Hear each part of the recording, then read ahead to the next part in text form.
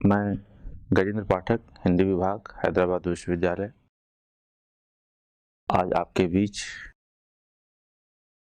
हिंदी साहित्य का इतिहास प्रश्न पत्र के अंतर्गत हिंदी साहित्य के नए इतिहास लेखन की जरूरत और संभावना विषय पर बातचीत करने के लिए उपस्थित हूँ।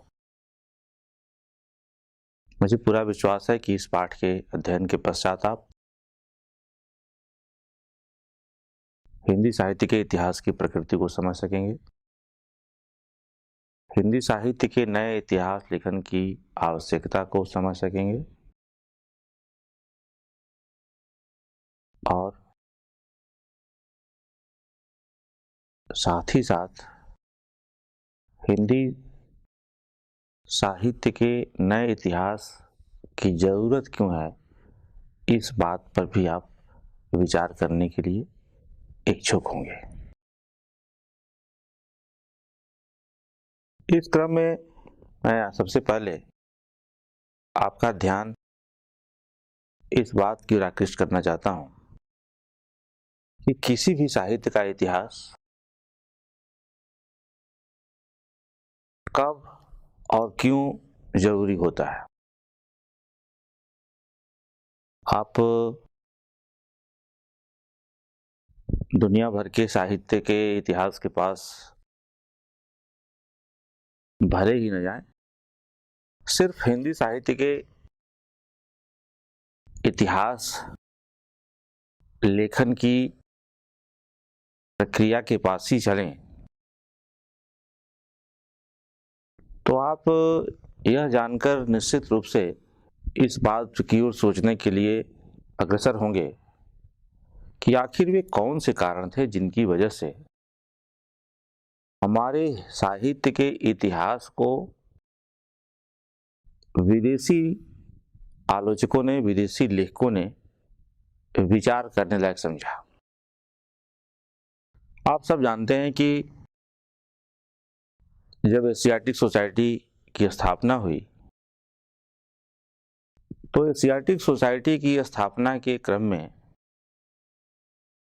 भारत में लिखे जाने वाले साहित्य पर विचार की जरूरत ब्रिटेन के लोगों ने समझी।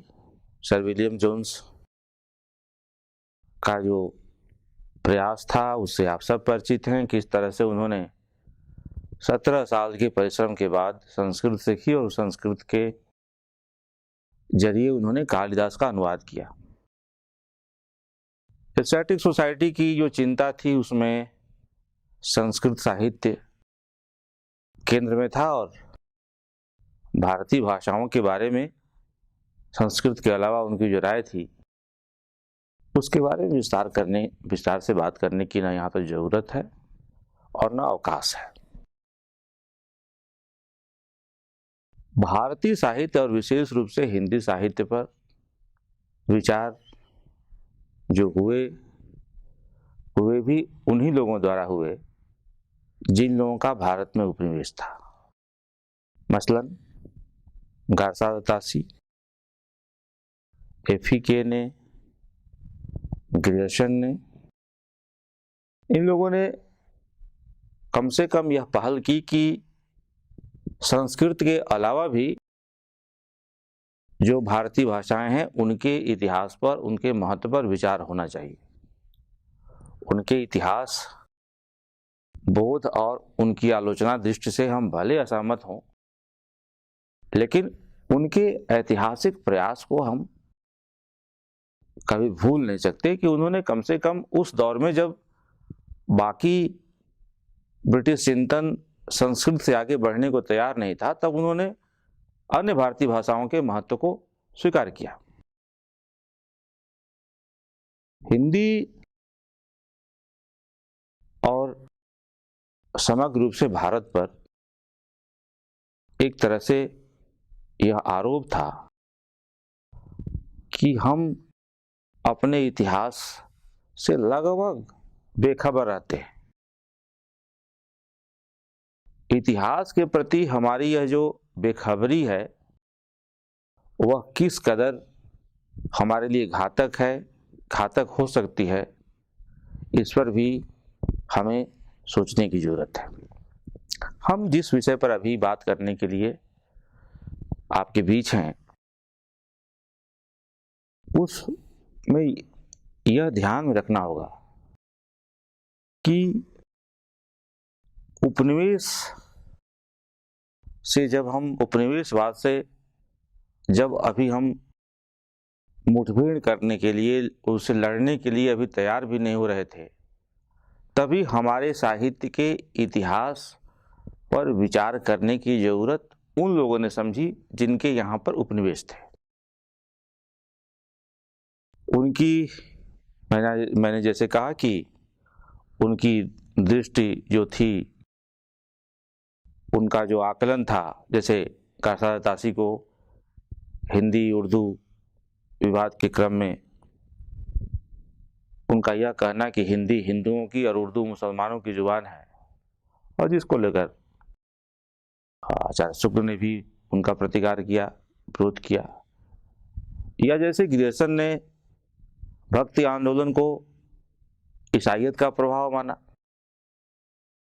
तो वह उनके अपने दृष्टिकोण थे, जिस तरह से वे देखना चाहते थे, और निश्चित रूप से उनके इतिहास लेखन में उपनिवेशवादी आकांक्षाएं छिपी हुई थी, इसे हम इनकार नहीं कर सकते।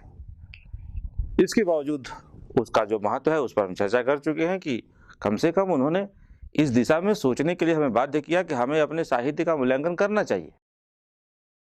दूसरे लोगों ने शुरू किया, फिर बाद में हमने उस पर जो काम किया और जो प्रारंभिक इतिहास लेखन है, और मुकम्मल तौर पर शुक्ल जी ने जिस तरह से आलोचना और इतिहास का एक समन्वित रूप अपने हिंदी साहित्य का इतिहास में रखा, और तब हम वहां से एक आगे की यात्रा शुरू करते हैं इतिहास लेखन में।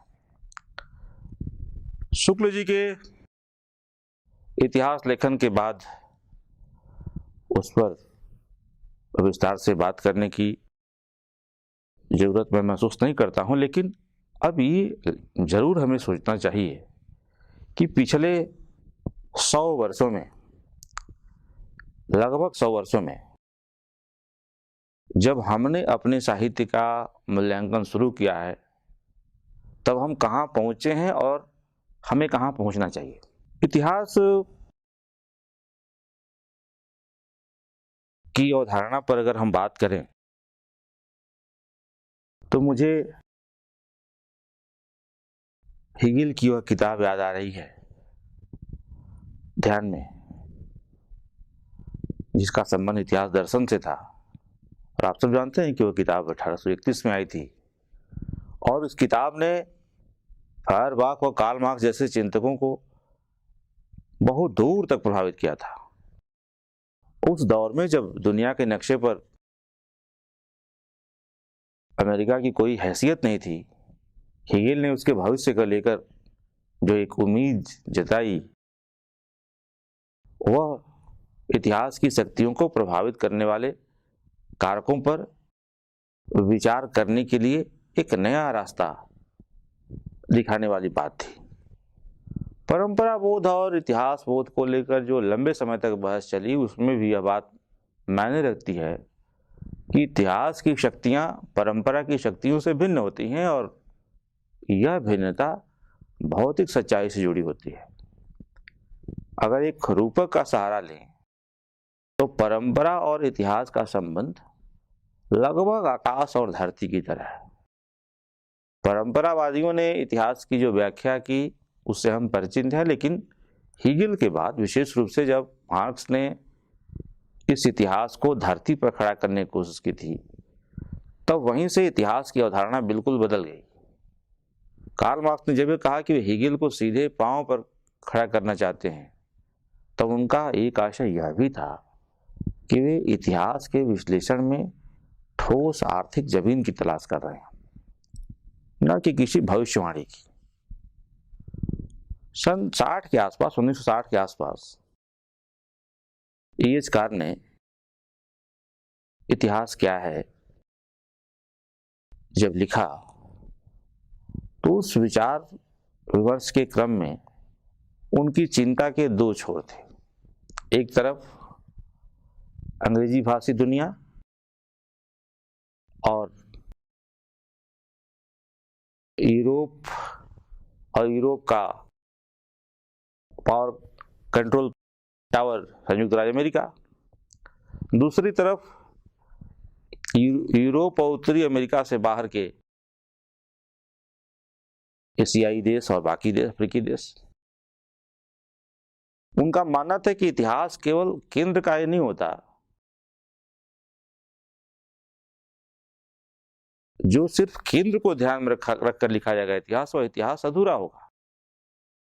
इतिहासकार के लिए ऐसी जातियों और महाद्वीपों के दलों और वर्गों का उत्थान जो अभी तक उस दायरे से बाहर थे का महत्व बहुत ज्यादा होता है।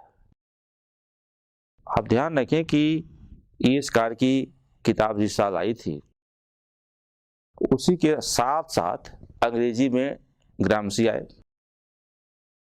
अंग्रेजी में ग्रामसी की किताब का प्रकाशन उनके लगभग 60 के आसपास ही होता है, और सबाल्टर्न लेकर आते हैं, और जिस तरह से लगभग वही बात E.S. कार्ल के यहाँ आपको दिखाई पड़ती है। लिखा उन्होंने कि जो इतिहास है वह इतिहास सिर्फ केंद्र का इतिहास नहीं होगा, बल्कि परिधि पर जो है, परिधि पर रहने वाले देश हैं, परिधि पर रहने वाले जो, उन पर भी विचार होना चाहिए। आप भारत के संदर्भ में ही देखें तो जितना हमारा लेखन था इतिहास का, और हिंदी साहित्य के इतिहास लेखन को आप छोड़ सामाजिक इतिहास लेखन को भी देखिए, तो डी.डी. कोशाम्बी के पहले का इतिहास लेखन कैसा है। डी.डी. कोशाम्बी के पहले के इतिहास लेखन, जिसके बारे में उर्मिला थापर कहती हैं कि शुरू के इतिहास प्रशासकों के इतिहास थे, जिसमें मुख्यतया राजवंशों और साम्राज्यों के उत्थान और पतन का विवरण होता था। भारतीय इतिहास के नायक राजा थे और घटनाओं का विवरण उन्हीं से जुड़ा होता था। E.S. कार्ल की भी मुख्य चिंता थी कि आधुनिक इतिहास के मूल में कौन होगा, आधुनिक इतिहास के सूत्रधार कौन होंगे। उनकी स्पष्ट धारणा थी कि आधुनिक इतिहास वहां से शुरू होता है जहां से ज्यादा लोग सामाजिक तथा राजनीतिक सचेतनता प्राप्त करने लगे, अपने अपने दलों की ऐतिहासिक इकाई के प्रति, जिसका एक अतीत और भविष्य था, सजग होने लगे और इस प्रकार पूरी तौर से इतिहास में प्रविष्ट हुए। सिर्फ वर्तमान समय में हमारे लिए पहली बार एक ऐसी दुनिया की कल्पना करना संभव हुआ है जिसमें रहने वाले लोग इतिहास के अंग बन चुके हैं, और अब वे केवल उपनिवेशी प्रशासन और मानव शास्त्री की चिंता के विषय नहीं रह गए हैं, बल्कि इतिहासकार की चिंता के भी विषय बन चुके हैं। असल में इतिहास प्रभु वर्गों का न होकर आम जीवन का होना चाहिए, यह सोच विकसित हुई। आधुनिक इतिहास लेखन के क्षेत्र में ऐतिहासिक भौतिकवादी पद्धति ने वैज्ञानिक विधि का विकास किया। आधुनिक इतिहासकार अपने युग के साथ ही अपने मानवीय अस्तित्व की शर्तों पर जुड़ा होने की अपनी प्राथमिकता को और अपने वर्तमान को, अपने अतीत को वर्तमान की आंखों से देखने का प्रयास कर रहे थे। यहाँ पर हमें यह भी विचार करने की जरूरत है कि नया जो साहित्य इतिहास लेखन होगा या होना चाहिए, वो क्यों जरूरी है। एक प्रश्न उभरता है कि साहित्य का इतिहास लेखन मात्र इतिहास लेखन है या अन्य किसी अनुशासन की उसमें जरूरत है। साहित्य के इतिहास का प्रयोजन दरअसल साहित्य की प्रगति, परंपरा, निरंतरता और विकास की पहचान करना होना चाहिए। इस क्रम में यह अपने समय के सामाजिक, राजनीतिक, आर्थिक और सांस्कृतिक परिस्थितियों के साथ साहित्य की समझ को विश्लेषण करने वाला होना चाहिए। परिवर्तित होती परिस्थितियों के साथ साहित्य के रूप और अंतर वस्तु में भी परिवर्तन आता है। साहित्य के इतिहास में विचारणीय विषय एक ओर परिवर्तन और निरंतरता का संबंध है, तो दूसरी ओर नवीन विशिष्टता और परंपरा का संबंध भी है। समाज का इतिहास साहित्य के लिए सर्वाधिक आवश्यक है। समाज और साहित्य का निकट का संबंध होता है और कई बार यह संबंध द्वंद्वात्मक भी होता है। कई बार समाज के इतिहास के विभिन्न पक्षों के विश्लेषण के बिना किसी साहित्य या युग की प्रवृत्ति के बारे में गलत धारणा निर्मित की जा सकती है। इतिहास को बिना जाने या समझे इतिहास के विकास या परिवर्तन को समझना मुश्किल हो सकता है। समाज का इतिहास कई बार मुख्य धारा में नहीं मिलता और इतिहासकार को साहित्य की शरण लेनी पड़ती है। साहित्य के माध्यम से वह कुछ सूत्र ग्रहण करता है जिससे वह उस समय के आम जनों के रीति रिवाजों और दशा को समझ पाता है। इसलिए कई अर्थों में साहित्य का इतिहास समाज का इतिहास होता है, क्योंकि साहित्य का प्रथम स्रोत और अंतिम लक्ष्य मनुष्य होता है। इतिहासकार जब इतिहास लेखन के विषय और विषय पर अपना विचार रख रहे थे, उसी के आसपास हिंदी में इतिहास लेखन को लेकर एक नया विचार चल रहा था। सन 65 में शिवदान सिंह चौहान ने आलोचना के 4 अंकों में स्वातंत्र्योत्तर हिंदी साहित्य का इतिहास लिखवाने का आयोजन किया था। पहले अंक में के संपादकीय में उन्होंने स्वतंत्रता प्राप्ति के बाद के 15-16 वर्षों को नेहरू युग कहा। नेहरू युग कहने में ही एक व्यक्ति एक युग की धारणा के आधार पर जो नायकोन्मुख इतिहास दृष्टि झलकती है, वह स्वातंत्र्योत्तर परिदृश्य की जटिलता का सरलीकरण है। इसकी भरपूर आलोचना भी हुई। इसे विक्टोरियन युग की तर्ज पर रखा गया नाम बताया गया। इससे पहले साहित्यिक प्रवृत्ति या साहित्यकार के नाम पर किया गया नामकरण संबंधित युग की साहित्यिक प्रवृत्तियों विशेषताओं को कम से कम या ज्यादा व्यक्त तो करता था, परंतु नेहरू युग हिंदी साहित्य की किसी प्रवृत्ति को व्यक्त करने में असमर्थ था। नामवर सिंह ने सन 1973 में आजादी के बाद सन 50 के दशक को हिंदी साहित्य की दृष्टि से नव रोमांटिक उत्थान का दौर और 60 के दशक को मोहभंग का दौर बताया, जबकि मैनेजर पांडे ने उस दौर में स्वातंत्र्योत्तर राजसत्ता के दमन और प्रतिरोध के मुहावरे में स्वातंत्र्योत्तर साहित्य की प्रवृत्तियों की पहचान की। आशय यह है कि समय समय पर नए साहित्य इतिहास लेखन की जरूरत पर गहन विचार विमर्श हुआ। शिवदान सिंह चौहान, नामवर सिंह, मैनेजर पांडे के अतिरिक्त बच्चन सिंह, रामस्वरूप चतुर्वेदी, लक्ष्मीकांत वर्मा, सुमन राजी आदि ने अपने अपने ढंग से हिंदी साहित्य के इतिहास लेखन की कोशिश की। इसके अलावा रामविलास शर्मा ने जितने काम किए, वो सब काम मिलाकर अगर देखें तो हिंदी साहित्य के इतिहास का एक बहुत बड़ा हिस्सा उनके लेखन में शामिल है। हमारा जो आज का समय है थोड़ा जटिल है। स्वतंत्रता के बाद से ही ग्राम प्रांत वाली दुनिया का लगभग अंत हो जाता है। हिंदी साहित्य और संसार के अन्य साहित्य के बीच की दूरी कम होने लगती है। आज स्वतंत्रता प्राप्ति के दशकों बाद, शीत युद्ध के अंत के बाद, अमेरिकी नव साम्राज्यवाद के नेतृत्व में भूमंडलीकरण, निजीकरण, उदारीकरण की जो आंधी चल रही है, ऐसे में आज के इतिहासकारों के सामने चुनौती यह है कि इन बहसों की अंतर्दृष्टियों को बदले हुए परिदृश्य में अपनी ऐतिहासिक दृष्टि से कैसे जोड़ेंगे। उदाहरण के तौर पर मैं ये कहना चाहूंगा कि आज हिंदी में जो बहुत सारे शोध हो रहे हैं, उसमें भूमंडलीकरण, उदारीकरण और खासकर उनका कविता पर, उपन्यास पर क्या प्रभाव है 21वीं शताब्दी में, इस पर कई शोध हो रहे हैं। भूमंडलीकरण, उदारीकरण, ये सारे शब्द जो हैं, इन शब्दों के खेल को समझना चाहिए।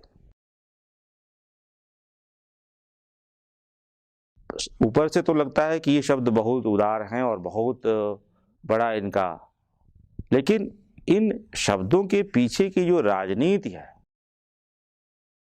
उससे हिंदी साहित्य के विद्यार्थी को, हिंदी के शोधकर्ताओं को सावधान रहना चाहिए। ये शब्द जो कई बार हमें भ्रमित करते हैं और उदार जैसे लगते हैं, उनके भीतर छिपी हिंसा और अनुदारता को भी देखना चाहिए। इन परिस्थितियों में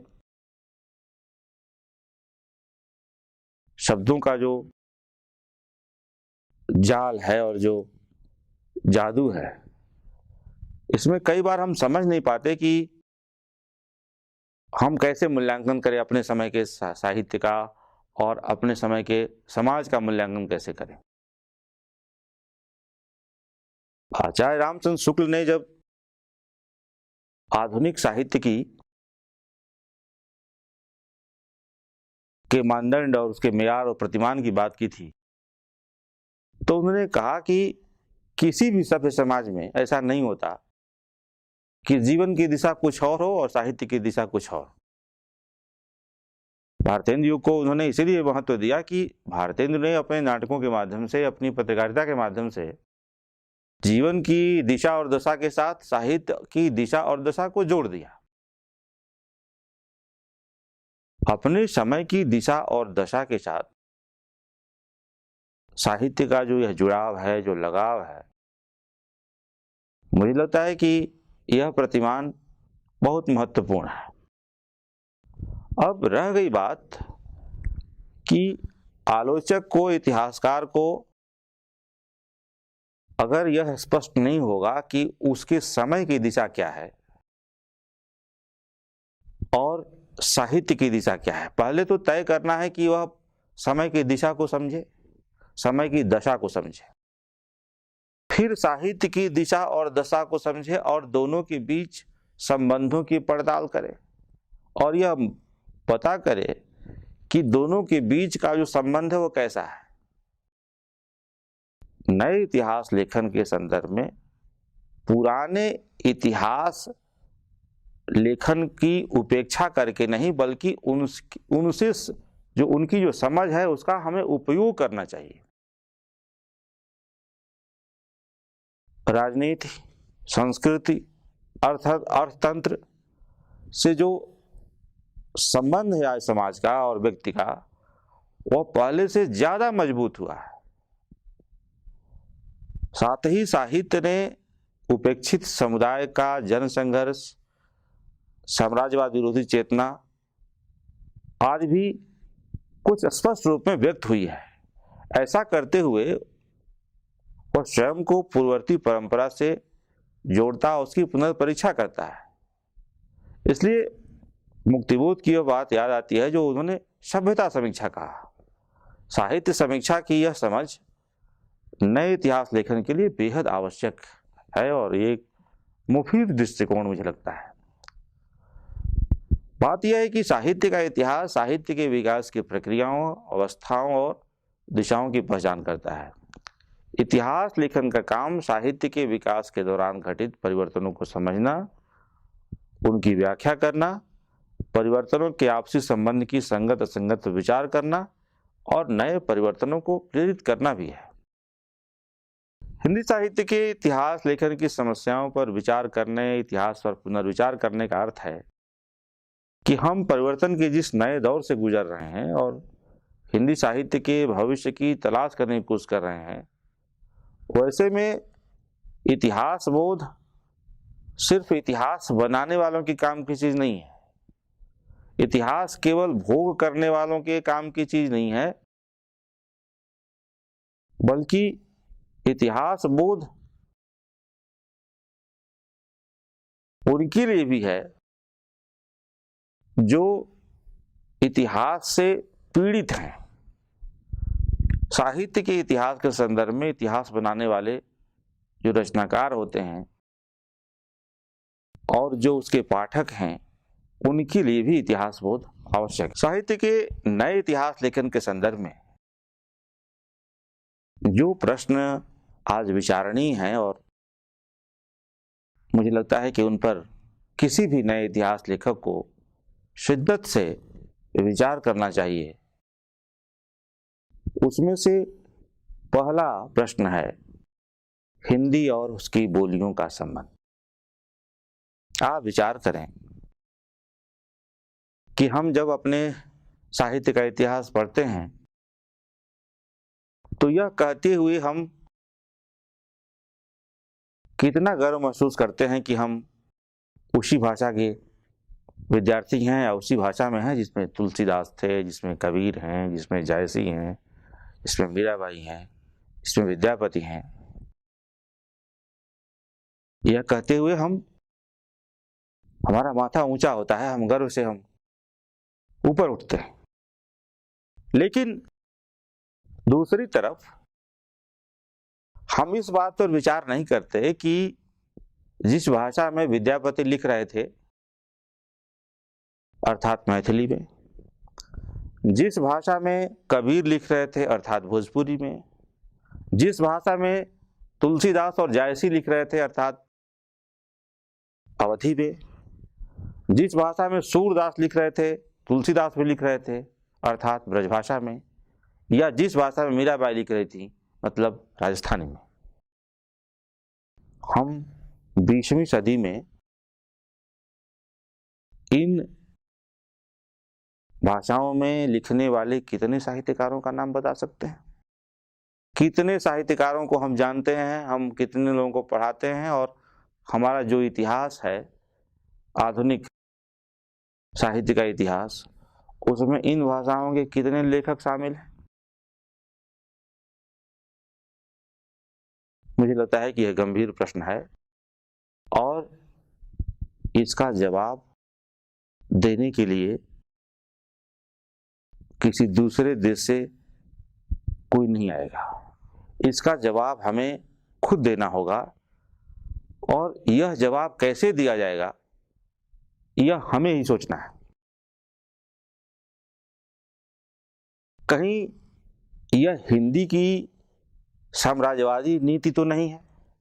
साम्राज्यवाद से लड़ते लड़ते हिंदी का विकास हुआ और उसी साम्राज्यवाद की शिकार अगर यह हिंदी हो गई तो फिर हम साम्राज्यवाद के विरोध में अपना संघर्ष कैसे जारी रखेंगे? उपनिवेशवाद के विरुद्ध कैसे संघर्ष जारी रखेंगे? हम इस बात की भी चिंता अगर न करें कि तुलसीदास और जायसी या विद्यापति जिनका मैंने नाम लिया, उन भाषाओं में क्या अब कुछ लिखा नहीं जा रहा है, या उनमें जो लिखा जा रहा है उससे हिंदी की दूरी इतनी कैसे बढ़ गई? क्या हिंदी जो भाषा समूह की जो सामूहिक संस्कृति थी उसको हमने समझने में, उसको जारी रखने में हमने कहाँ गलती की, कहाँ चूक हो गई हमसे?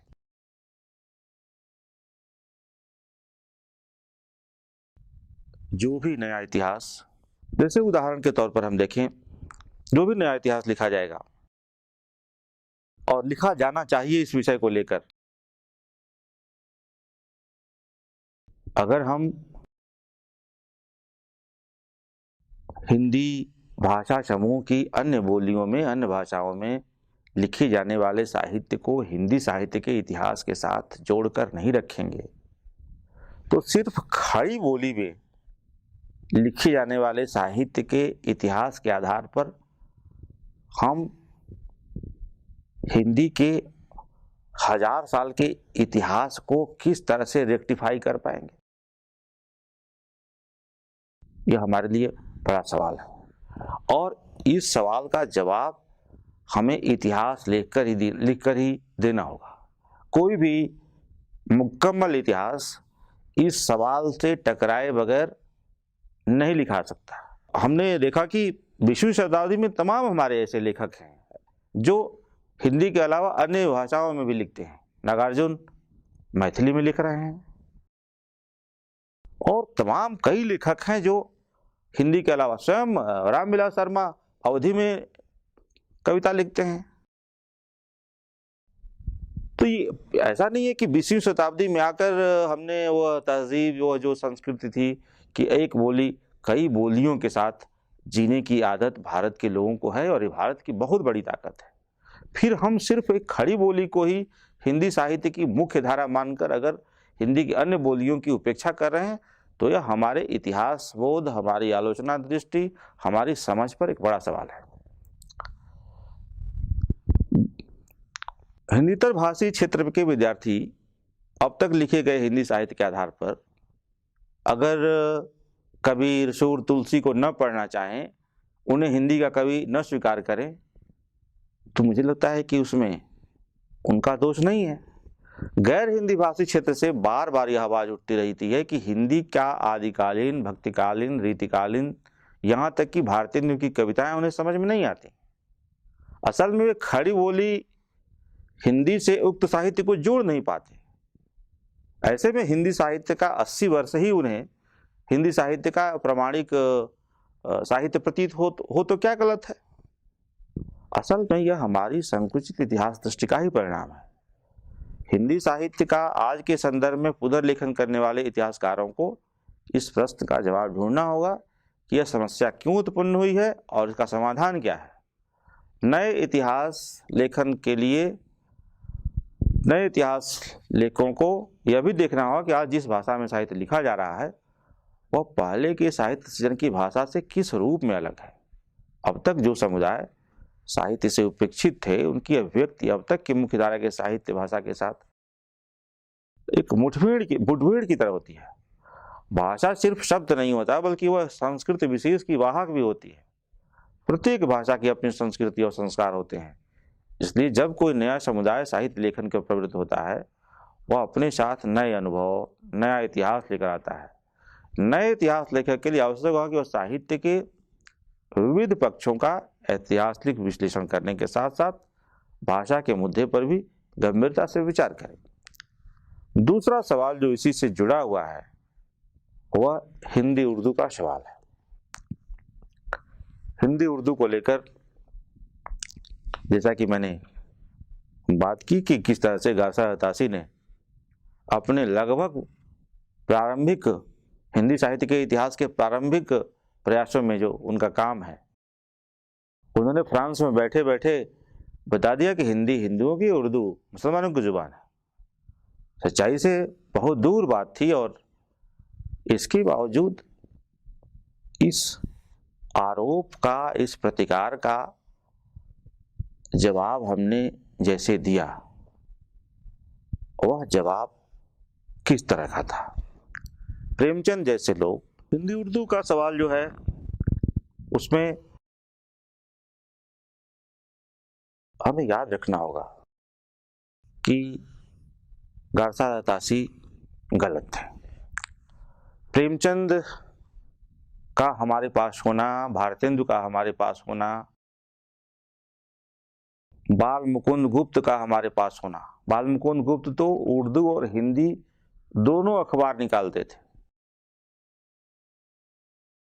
प्रेमचंद के होते हुए हिंदी उर्दू के बीच कोई खाई पैदा नहीं हो सकती है। शुक्ल जी ने भी स्वयं स्वीकार किया कि मामला शब्दावली का है और कोई फर्क नहीं है हिंदी उर्दू के बीच।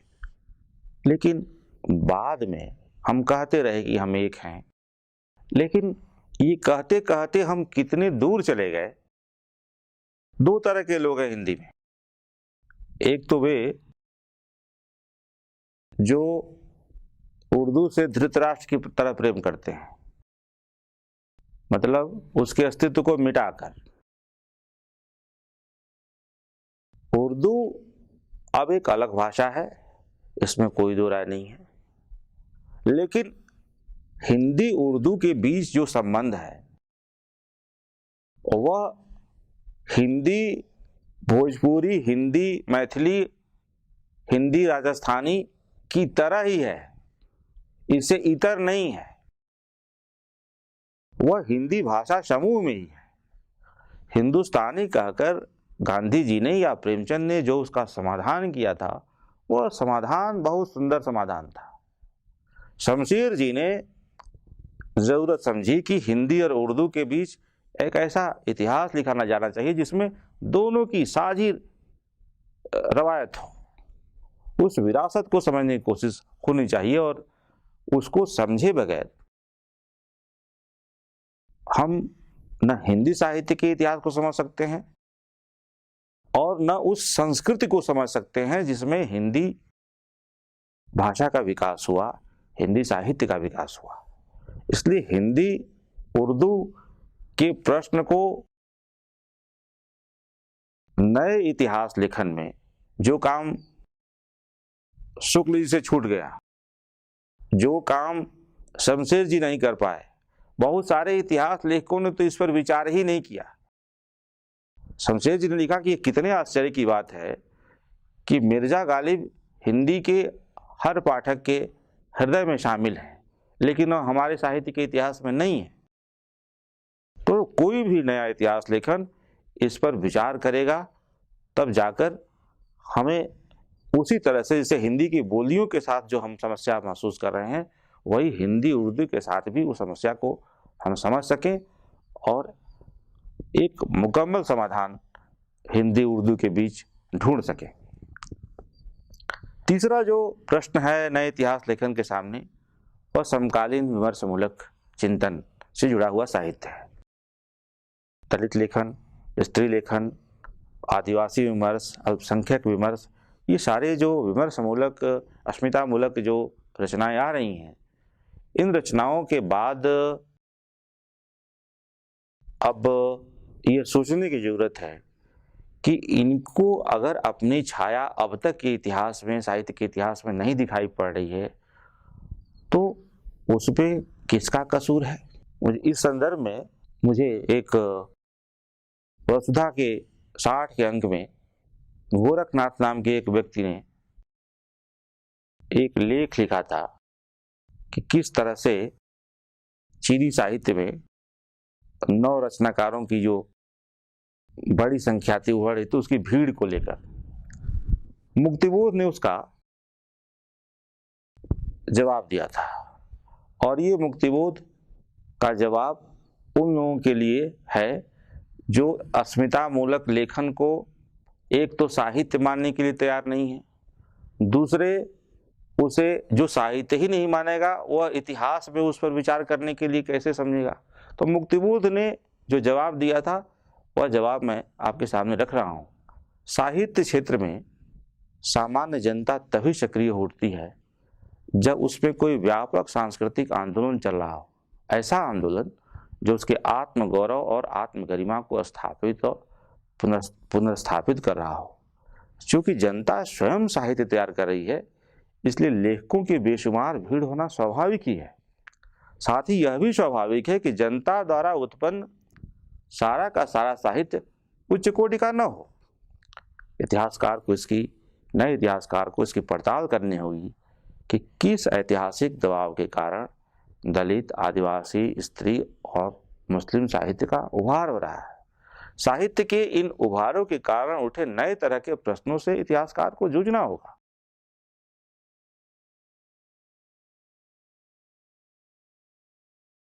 इसी के साथ जो अगला प्रश्न नए इतिहास लेखन के लिए विचारणीय होना चाहिए, वह है हिंदीतर भारतीय प्रदेशों में लिखा जाने वाला हिंदी साहित्य। हम जानते हैं कि भारत एक बहुभाषी देश है और इसकी बहुभाषिकता भारत की हमारे बहुत बड़ी ताकत है। अंग्रेजों ने कहा कि भाषाओं का अजायब घर है। भाषाओं का अजायब घर कहा, और अजायब घर जानते हैं आप कि अजायब घर इसीलिए कहा जाता है कि उसकी जो भी चीजें होती हैं वह जीवित नहीं होती। मतलब यह कि वे हमारी भाषाओं को मृत मानते थे। लेकिन इन्हीं मृत भाषाओं में जब एक ज़माने में लोक जागरण हुआ था और एक ज़माने में जब नवजागरण आया तो उससे कितने परेशान हुए और उस परेशानी के बाद उन्होंने किस तरह से प्रतिबंध की राजनीति का सहारा लिया, वो अलग से चर्चा का विषय है। लेकिन हमें यह विचार करना है कि जो लेखक अन्य प्रदेशों में रहकर एक अलग सांस्कृतिक पृष्ठभूमि में रहकर साहित्य लिख रहे हैं, उनको हम अपने मुख्य धारा की जो रचनाएं हैं उनके साथ, उन रचनाकारों के साथ कैसे जोड़कर देखेंगे। इसी के साथ जो अगला प्रश्न है वो हिंदी का प्रवासी साहित्य है। हिंदी में अब नए साहित्य लेखन के लिए एक बड़ी चुनौती प्रवासी भारतीयों द्वारा हिंदी में रचे जा रहे साहित्य को लेकर भी रहेगी। भारत से इतर देशों में जो हिंदी का साहित्य रचा जा रहा है उससे अनायास ही हिंदी समृद्ध हुई है और उसका एक वैश्विक स्वरूप विकसित हुआ है। पिछले कुछ दशकों में यह विकास बड़ी तेजी से हुआ है और उसमें रचनाकारों का एक विशिष्ट योगदान है। यदि आज हिंदी विश्व की सर्वाधिक बोली जाने वाली 5 भाषाओं में है तो इसका श्रेय उस विशाल प्रवासी समुदाय को भी जाता है जो भारत से इतर देशों में जाकर बसने के बावजूद हिंदी को भूले नहीं बल्कि उसको अपनाए हुए हैं। इन देशों में रचा जा रहा साहित्य उस देश के परिवर्तन से ही हमारा परिचय नहीं कराता वरन उनकी भाषा से शब्द भी ग्रहण कर रहा है। फलस्वरूप हिंदी का भी एक नया स्वरूप विकसित हो रहा है और हिंदी में लिखे गए उस साहित्य का एक अलग स्वाद है, एक नई गंध है और उन देशों में रह रहे भारतीय समुदाय के सरोकारों से ही नहीं वरन उस समाज की समस्याओं से भी हम परिचित हो रहे हैं जिसका अंग वह प्रवासी समुदाय है। विदेश में रहने वाले हिंदी साहित्यकारों का महत्व इसलिए बढ़ जाता है क्योंकि उनकी रचनाओं में अलग अलग देशों की विभिन्न परिस्थितियों को विकास मिलता है और इस प्रकार हिंदी साहित्य का अंतर्राष्ट्रीय विकास होता है और समस्त विश्व हिंदी भाषा में विस्तार पाता है। 20वीं सदी के मध्य से भारत छोड़कर विदेश जा बसने वाले लोगों की संख्या में काफी वृद्धि हुई। इनमें से अनेक लोग हिंदी के विद्वान थे और भारत छोड़ने से पहले ही लेखन में लगे हुए थे। ऐसे लेखक अपने देश में चुपचाप लेखन में लगे थे पर उनमें से कुछ भारत में कुछ पत्रिकाओं में प्रकाशित होकर काफी लोकप्रिय हुए। 20वीं सदी का अंत होते लगभग 100 प्रवासी भारतीय अलग अलग देशों में अलग अलग विधाओं में साहित्य रचना कर रहे थे। 21वीं सदी के प्रारंभ होने तक 50 से भी अधिक साहित्यकार भारत में अपनी पुस्तकें प्रकाशित करवा चुके हैं। वे पत्रिकाओं का विकास हुआ है तो ऐसे साहित्यकारों को एक खुला मंच मिल गया और विश्वव्यापी पाठकों तक पहुंचने का सीधा रास्ता भी। इसके साथ ही हमें और इतिहास लेखन को इस चुनौती से भी टकराना होगा कि वैश्विक स्तर पर क्या हिंदी भाषा में रचे जा रहे साहित्य को भी इतिहास लेखन में स्वीकार किया जाएगा। प्रवासी भारतीयों द्वारा रचित साहित्य को क्या हिंदी साहित्य के नए इतिहास में शामिल किया जाएगा। यदि शामिल किया जाता है तो उनके प्रभाव से किन किन नई प्रवृत्तियों का समावेश हिंदी साहित्य में किया जाएगा। यह इतिहास लेखक के लिए एक जटिल किंतु महत्वपूर्ण प्रश्न होगा। हम इस प्रश्न से उलझे बिना साहित्य का नया इतिहास लेखन शायद नहीं कर पाएंगे। अगला जो प्रश्न इतिहास लेखन के लिए चुनौती है वह है हिंदी का मौखिक साहित्य ओरल लिटरेचर। हिंदी साहित्य के इतिहास में हजारों साल का हमारा मौखिक और लौकिक साहित्य मौजूद है लेकिन वह इतिहास में कहाँ है। साहित्य के विद्वान अगर जोर शोर से साहित्य और समाज के संबंध की बात करते हैं, हाशिए पर पड़े समुदायों को साहित्य के इतिहास में संरक्षित करने की बात करते हैं, तो क्या समाज का अर्थ सिर्फ शिष्ट समाज होता है? क्या सिर्फ लिखित और शिष्ट जनों के साहित्य से इतिहास बोध विकसित होगा? जबकि समाज का बहुधांश आज भी लिखित साहित्य के संपर्क में नहीं आ पाता। वे लौकिक और मौखिक साहित्य के माध्यम से ही खुद को अभिव्यक्त करते हैं और आनंद पाते हैं। इस बहुधांश को छोड़कर किसी समेकित इतिहास बोध का निर्माण करना संभव नहीं होगा। वह इतिहास बोध व्यापक महत्व वाला नहीं हो सकता जो साहित्य की बुनियाद रचने, उसकी रक्षा करने वालों को ही अपने बोध से बाहर रखे। इतिहासकार को इस सहज देखते संकट एवं अत्यंत महत्वपूर्ण समस्या का समाधान ढूंढना होगा, और न सिर्फ समाधान ढूंढना होगा बल्कि ससम्मान इतिहास में जगह भी देना होगा। नए इतिहास लेखन के लिए जो एक विचारणीय प्रश्न हो सकता है वह है विधाओं का प्रश्न। छायावाद में लिखे जा रहे गद्य काव्य, नई कविता के समय लिखे गए काव्य नाटक, स्वतंत्रता के बाद लिखे गए संस्मरण, रिपोर्टाज, यात्रा वर्णन, ललित निबंध आदि विधाएं छूटती जा रही हैं। किसी समय बड़ी संख्या में इन विधाओं में साहित्य लिखा गया, परंतु बदलते यथार्थ में इनकी उपयुक्तता कम हुई है। इतिहासकार को इन सारे प्रश्नों पर विचार करते हुए बदलते यथार्थ और पाठकीय चेतना का भी विश्लेषण करना होगा। उदाहरण के लिए बीते 2 दशकों में आत्मकथा विधा का भरपूर प्रचार प्रसार हुआ है। दलित और स्त्री रचनाकारों ने विशेषकर इस विधा में अपनी भावनाओं और विचारों का प्रकाशन किया है। कई आत्मकथात्मक उपन्यास भी देखने में आए हैं। किसी समय हिंदी में आत्म प्रकाशन को रचना के लिए दोष माना जाता था, परंतु आज वही उपेक्षित समुदायों के हाथों में एक हथियार की तरह दिखाई देता है।